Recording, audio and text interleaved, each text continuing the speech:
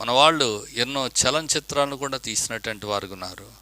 స్వర్గములో ఎవరుంటారు అనంటే అదెవరు చూడలేదు, కానీ మనకి గ్రంథాల్లో రాయబడినటువంటిది ఉంది. స్వర్గంలో ఎవరుంటారు అంటే రంభ, ఊర్వశి, మేనక ఉంటారు.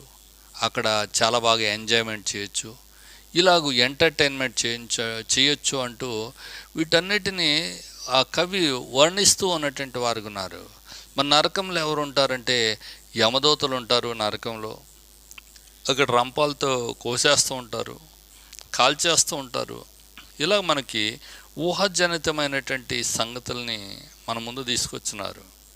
అవి ఛాయారూపకంగా కనిపిస్తున్నాయి, కానీ వాస్తవం ఏంటి అంటే వాస్తవం ఖచ్చితంగా దేవుడు ఉన్నాడు కనుక దేవుడుండే చోటే పరలోకము. దుష్టుడున్నాడు, దుష్టుడుండే చోటే